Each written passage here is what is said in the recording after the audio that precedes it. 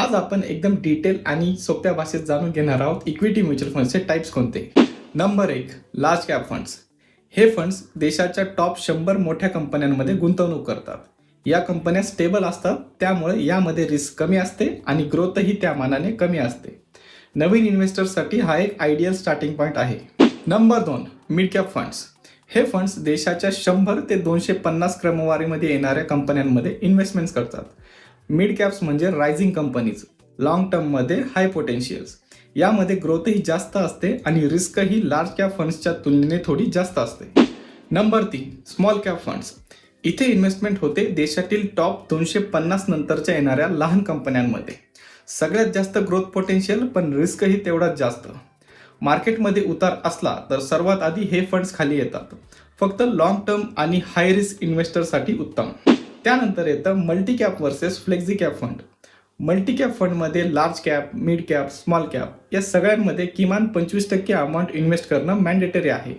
यामध्ये balance mix असला तरीही फंड मॅनेजरला फंडचं अलोकेशन चेंज करता येत नाही. त्याविरुद्ध flexi cap fund, same 3 categories, परंतु फंड मॅनेजरला संपूर्ण स्वातंत्र्य असतं. मार्केट कसं आहे त्यानुसार तो फंडचे एक्सपोजर चेंज करू शकतो. यामध्ये स्मार्ट फ्लेक्झिबिलिटी आहे, परंतु फंड मॅनेजरच्या डिसिजन्सवरती खूप काही अवलंबून असतं. नंबर 5, सेक्टर किंवा थीमॅटिक फंड्स. हे फंड्स एकाच सेक्टरमध्ये इन्व्हेस्टमेंट करतात, जसे की IT, बँकिंग, फार्मा, EV वगैरे. यामध्ये ग्रोथ जबरदस्त होऊ शकते, परंतु तो सेक्टर खाली आला तर यामध्ये रिस्कही खूप जास्त आहे. त्यामुळेच हे फंड्स फक्त अशा इन्व्हेस्टर्ससाठी आहेत ज्यांना त्या सेक्टरबद्दल जास्त माहिती आहे.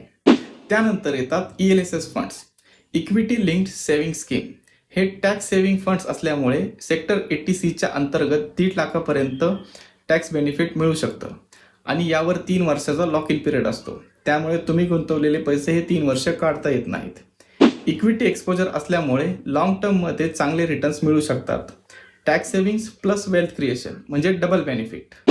इक्विटी म्युच्युअल फंडमध्ये कुठे इन्व्हेस्टमेंट करायची हे तुमच्या रिस्क कॅपॅसिटी, इन्व्हेस्टमेंट कालावधी आणि तुमच्या गोल्सवरती अवलंबून आहे. त्यामुळे योग्य फंड निवडा, लॉंग टर्म राहा आणि चांगली वेल्थ क्रिएशन होताना पहा.